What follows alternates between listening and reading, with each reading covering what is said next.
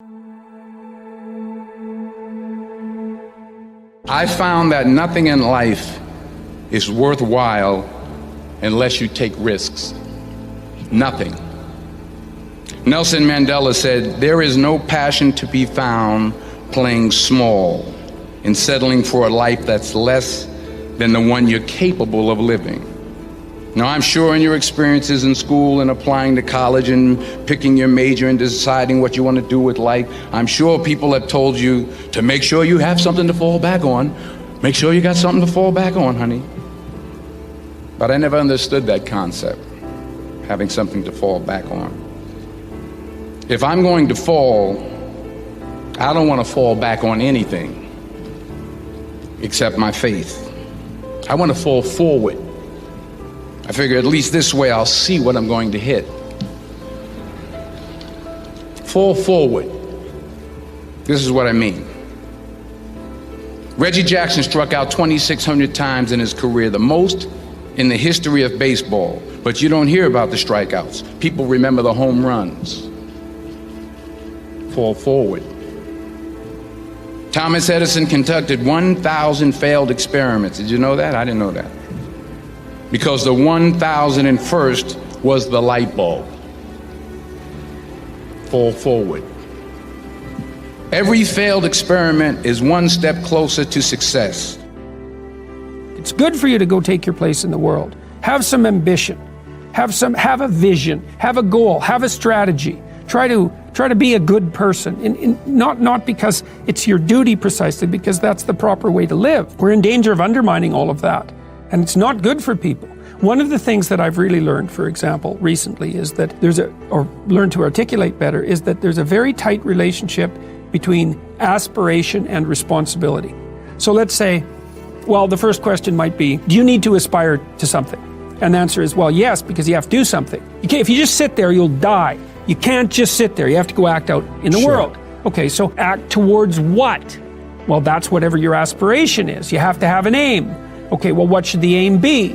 Well, it should be something worth doing, let's say. Why do something that you don't feel is worth doing? What do you think's worth doing? Well, if you watch other people and you judge when they're doing something worthwhile, you usually judge them positively if you see that they're taking responsibility, at least for themselves. What, do you want to be completely useless so other people have to take care of you? That's pretty pathetic. And maybe you could get your act together so you're taking care of yourself and your family.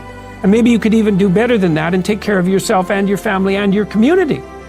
I know I've gone on stage in front of 10,000 people and I thought I should have more PowerPoint, I should have more reminders. And I just remember walking out and saying, I'm here to help rise these people up, to give them capabilities to change their life. It's my vision, it's my goal, it's my obligation to use my unique ability to just help these people and live from my heart. And all I could think about is changing these people's lives.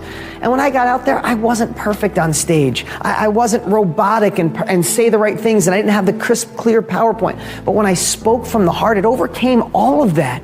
And I get to be one of the best presenters wherever I go because I speak from the heart. Now you might be saying, Dean, that's your unique ability, and maybe that is. But I know for you in life, there are circumstances where you have to prepare. You have to do a PowerPoint. You have to do a presentation.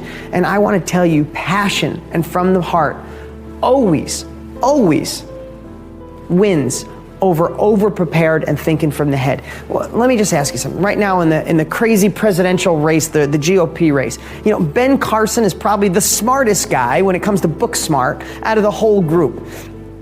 And I don't watch the news a lot, but I just read a lot. And somebody said this the other day and it just hit me. Someone said, man, Ben Carson is probably the smartest guy in that GOP race that's going on, whatever you think of it. And I'm not going to share my opinion, but you know what the guy said when he was done? He's like, but we all know the smartest guy never wins.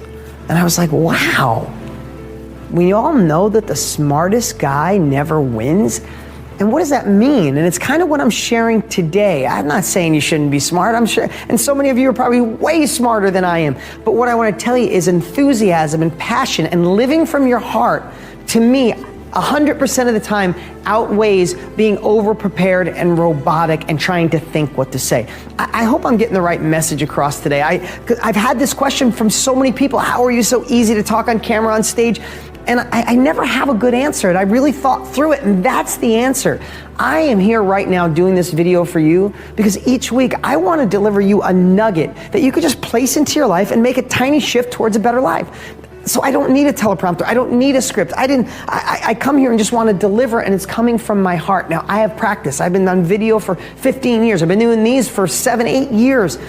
And maybe that's not what you do, but you're still going to have these circumstances where you have to talk to your children, talk to your coworkers, talk to your employees, and talk to your employer. And if you get stuck in your head, that's when you get stressed, that's when you get worried, that's when you try to remember what to say, and you leave and go, oh, why did I say that, or why didn't I say more? What if you can go in and say, why am I going in, and live with passion and have it come from your heart? Then that's truly you, and you're giving the answers you're supposed to from the real you, not the facade that sometimes life makes us wear. One of the challenges I think many people have is really the discernment of information. It's really difficult to know what's the truth anymore, just because information is so accessible. And I used to say that in an age of information, ignorance is a choice. And now we have to confront a whole nother level, and that is the information that we're getting. Is it actually supporting us, or is it something that really is an incentive to cause us to make choices? So for me, I think the biggest challenge has been just really an awakening to what kind of information I want to expose myself to. And I think it's now more than ever a challenge for a lot of people in the world. You don't have to be perfect to inspire others. You can inspire people by how you deal with your imperfections, right? Don't feel that you have to have it all, know it all to make an impact. You don't. You just need a soul full of desire and compassion, right? It was Martin Luther King who said, you don't need a college degree to serve. You don't need to know how to fill a sentence to serve. All you need is a heart full of soul, right? And a heart full of compassion. That's all that's needed. That's what we need to focus on. Let's not be limited by feeling we need other resources apart from love and compassion to make an impact, because we don't, right? You actually don't need them. We are going to create a baseline for ourselves that's based on intention. This was around 1989 when I'd read Gary Zukav's book called The Seat of the Soul. And that book was life-changing for me because in it he talked about the power of intention, and that cause and effect, what goes out comes back, is determined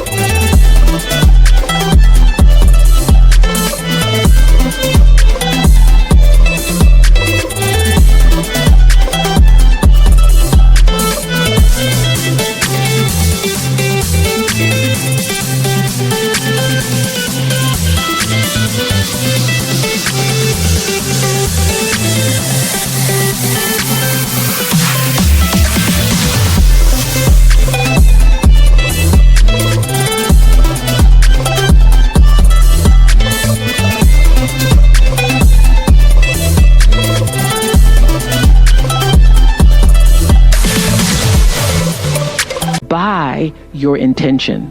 The energy of your intention is what determines your life.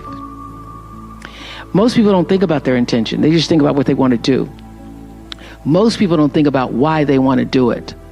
But what's going to come back to you, the energy that's going to come back to you, is the real why of why you did it. And so I then said to my producers, we're not going to do any shows that are not intentional.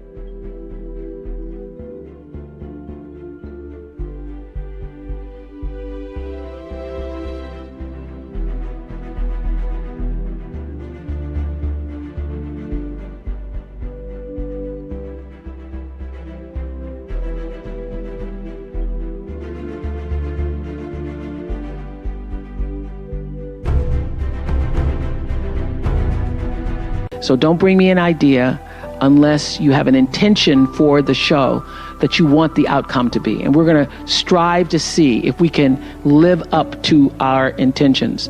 And so around the late 80s, we started a pre-show to talk about what the intention was, and then a post-show after every single show to say, did we fulfill that intention? And that's about the time I realized this is bigger than me.